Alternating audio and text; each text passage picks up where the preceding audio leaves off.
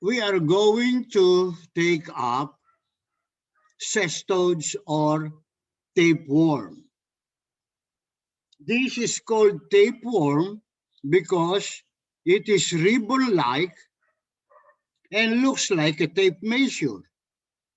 At the anterior end, you will notice that they have a scolex.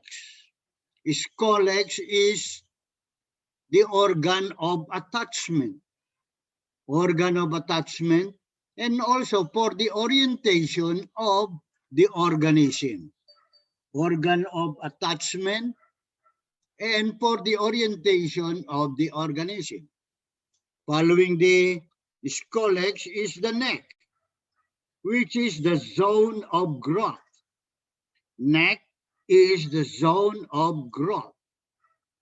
Following the neck is a series of egg-producing units called the strobila.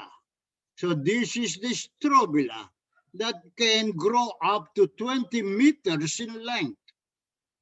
20 meters in length of the strobila. And this egg-producing unit can be up to 1,000 proglottids or segments. Now, this strobila can be divided into three. Those proglottids near the neck are immature proglottids. Now, following the immature proglottids are mature proglottids. Mature proglottids. Farther away from the neck are the gravid proglottids. These are the gravid proglottids. They are classified according to the maturity of the reproductive system. For immature proglottids, the reproductive system are immature. They are undifferentiated. You cannot distinguish the male from the female organ, reproductive organ. These are the mature proglottids. Now, the reproductive organ are mature, and you can identify the male from the female reproductive organ. Now, gravid proglottids. When we say gravid, it means pregnant. No? Pregnant. Kamukha nung sa OB, pag sinabing gravid, the mother has a uterus with a baby. Pregnant. Yung uterus may baby. Siya ay nagdadalang tao. Okay. Now, for tapeworm here, we have gravid proglottids in which the uterus is filled up with eggs. The uterus is filled up with eggs. And siya ay nagdadalang itlog. May egg sa uterus. This is the gravid proglottids. Yan.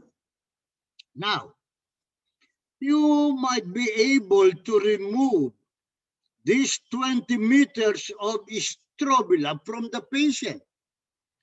But as long as the scolex and the neck persist and remains in the patient, it will grow again from the neck, which is the zone of growth. So, hahaba na naman ito. Magkakaroon na naman ng strobila. So, to ensure proper treatment, you should be able to remove not only the strobila, but the scolex and the neck. Okay? You should be able to remove the scolex and the neck. Now, we have this tapeworm, and they have two classes, Pseudopelagea and Cyclopelagea. Pseudopelagea and Cyclopelagea. Now, we can differentiate Pseudopelagea from Cyclopelagea by using this collex. Let us first use this collex. Now, for this collex of Pseudopelagea, this collex is described as spatulate, spoon-shaped, or almond-shaped. Okay? Spoon-shaped, spatulate shape, or almond in shape. This collex of Pseudopelagea. Okay. They have mid-ventral, mid-dorsal, sucking groove, or sulci, or botria. So they have mid-ventral, mid-dorsal, sucking groove, sulci, or botria. Okay, ito yon. Now, for this collex of Cyclopelagea, this collex of Cyclopelagea is transversely quadrate. Transversely quadrate. Okay. This collex of Cyclopelagea is transversely quadrate. And they have cup-like suckers. They have cup-like suckers on each side of this collex. Cup-like sucker on each side of the collex. Ayan. At the anterior end, you might see a rostellum. This is a rostellum, which is retractable and may or may not have hooklets or spines.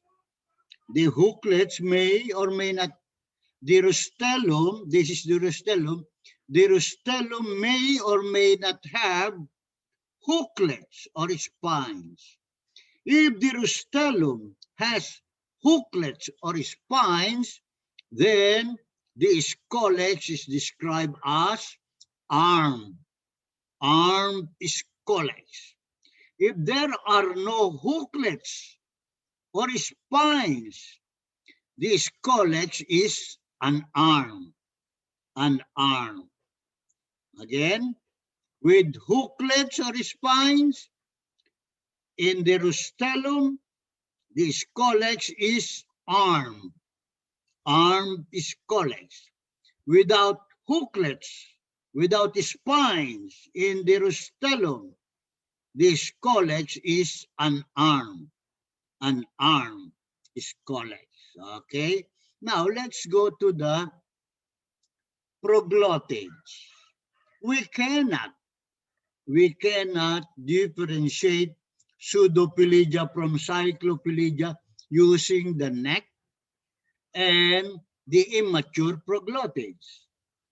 We can use the mature proglottid to differentiate Pseudopelagea from Cyclopelagea.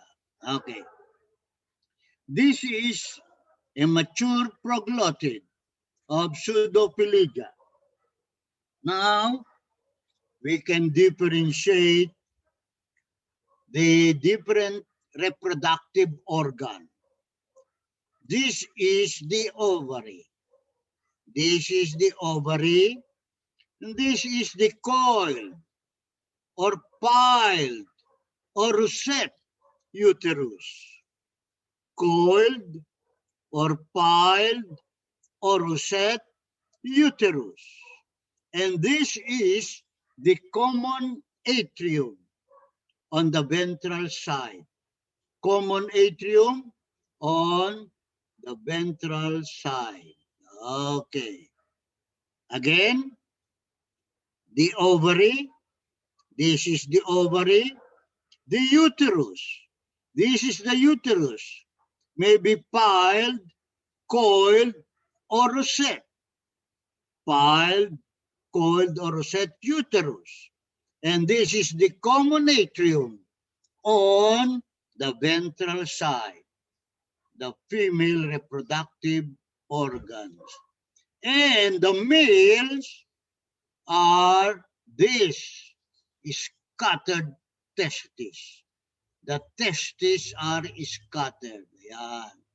This represents the male reproductive system. These are scattered testes.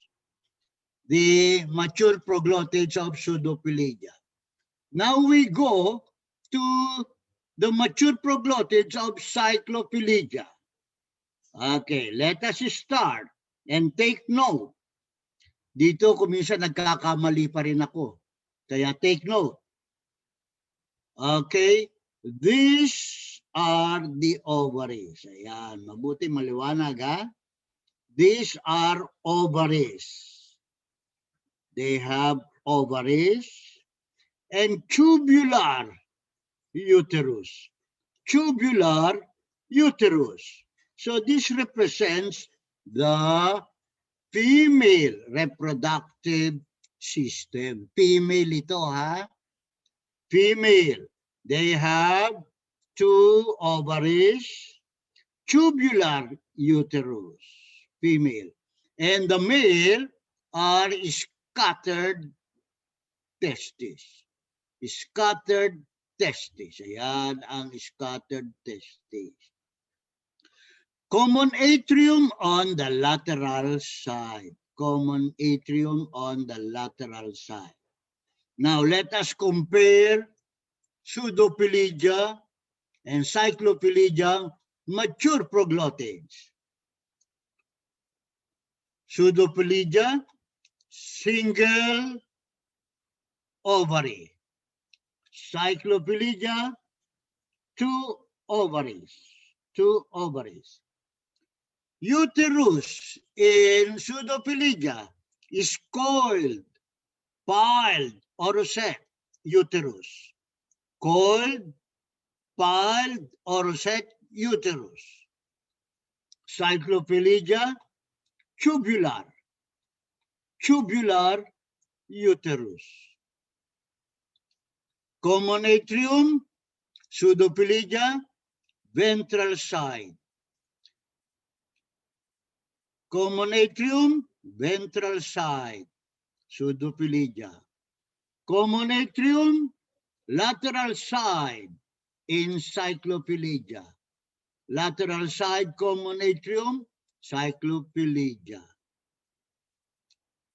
Testes, Pseudopelagia is scattered. Testis, Cyclopelagia is scattered. Okay, maliwanag na ang mature proglottids for Pseudo and Cyclopelagia. Okay. Now, let us take up gravid proglottids. You remember, when we say gravid, buntis, pregnant. In cestodes, gravid, nagdadalang itlog. The uterus is filled up with eggs. Okay, so let us see. Pseudopelagia first. Ovary, coiled or piled or rosette uterus, common atrium, scattered testes. Okay, maliwanag. Now, this uterus is filled up with eggs. The uterus is filled up with eggs. Gravid proglottids. And this central portion of the proglottid is elevated. The central portion is elevated because of this uterus filled up with eggs. Uterus filled up with eggs is elevated. Ayan. Now, for Cyclopelagia, The other structure atrophied. The other structure disappeared. Only the uterus remains. And this uterus now form lateral branches. The uterus form lateral branches. Ayan, lateral branches. And it is filled up with eggs. The uterus is filled up with eggs. It is gravid proglottids and with the common atrium on the lateral side. Common atrium on the lateral side. Now, if we inject India ink through this common atrium, this uterus will be stained black. The uterus will be stained black and becomes easier for us to count the main lateral branches. You can count the main lateral branches and will help us to identify the organism or parasite by counting the main lateral branches. Okay, when you inject India ink. This is the gravid proglottids of Cyclophilia, the uterus filled with eggs. Okay, now let us go to the egg. The egg of Pseudophilia is ovoidal, immature, operculate. You remember that description? Egg is ovoidal, immature, with operculum. Ayan, the egg of Pseudophilia. Ovoidal, immature, operculate. Now, the egg of Cyclophilia is round or spherical. Round, spherical, mature when laid. They are mature when laid. They have hexacant embryo. They have hexacant embryo. This is called hexacant because they have 6 hooklets. They have 6 hooklets. 1, 2, 3, 4, 5, 6. Kaya hexa. Pag penta, 5. Ito, 6. Kaya hexacant embryo. And there is no operculum. No operculum. In this egg, there are truncated prisms cemented with each other. This is the egg of Tinea solium or Tinea saginata. Okay, let us see the other eggs. The other egg of Cyclophilia, egg of Hymenoleucus neina. Egg of Hymenoleucus neina, round or spherical, with hexacant embryo. Hexacant embryo, ito, with polar thickening. These are the polar thickening. They have 2 polar thickening. And each polar thickening are polar filaments. These are polar filaments. They have 4 to 8 polar filaments on each polar thickening. Ayun. Basta polar thickening, polar filaments. Ayan. For Hymenoleucus neina. Okay. Let's go to another Hymenoleucus. This is Hymenoleucus diminuta. The egg of Hymenoleucus diminuta. round or spherical. Round or spherical, mature when laid with hexacanth embryo and with polar thickening. These are the polar thickening, but no polar filaments. Without polar filaments. Without polar filament, without operculum. Without operculum, the egg of Hymenoplex diminuta. Okay. Another egg. The eggs of Dipylidium caninum. Dipylidium caninum. You will notice that the eggs looks like a small tinea egg. Looks like a small tinea egg, and they are inside a uterine block. They are inside a uterine block or mother pocket. Mother pocket. Mother pocket. There are 8 to 15 eggs in the uterine block or mother pocket. The eggs of Dipylidium caninum. Okay? Now, we have here the larvae of cestodes. There are two types of larvae of cestodes. The solid type. We have here the solid type of larvae of cestodes.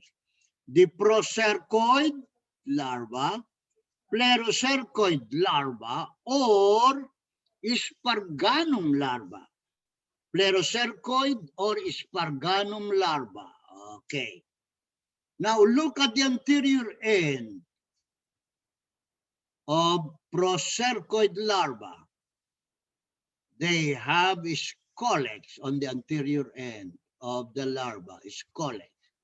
And if you look at the posterior end of procercoid larva, you can see a cercomere. This is called cercomere in procercoid larva. Now, plerocercoid or Sparganum larva. At the anterior end, you will see this colex. This colex may be free or outside, or it may be invaginated. Invaginated. This colex may be invaginated. When we say invaginated, it is inside the body. This colex is inside the body, invaginated. This one is free. So, this colex of plerocercoid or Sparganum larva may be free or invaginated colex. It is whitish in color. Some said ivory white. It is wrinkled. Wrinkled plerocercoid or Sparganum larva. Now we go to the other larvae, vesicular larva. And we have 4 vesicular larvae. We have here cysticercoid. Cysticercus larva. Cysticercus larva. Cysticercoid larva. This is cysticercoid larva. Cinerus larva. Cinerus larva. And hydatid or Echinococcus larva. Hydatid or Echinococcus larva. Okay, let's go to Cysticercus larva. Cysticercus may be ovoidal in shape, but take note, there is a single scolex that is invaginated. Scolex invaginated. This is Cysticercus larva. Invaginated Scolex. Okay. Now, cysticercoid larva. Cysticercoid. Now, notice that it ends in cercoid. There are 3 larvae ending in cercoid. What are the first 2? Procercoid, plerocercoid. Procercoid, plerocercoid, and cysticercoid. The third one, cysticercoid. Ayan. Now, for cysticercoid, at the anterior end, you will see an invaginated scolex. This is the invaginated scolex at the anterior end. And at the posterior end, there is a caudal tail-like structure. At the caudal end, there is tail-like structure. Tail-like structure at the caudal end. Ayan. Cysticercoid. Okay, now, we have here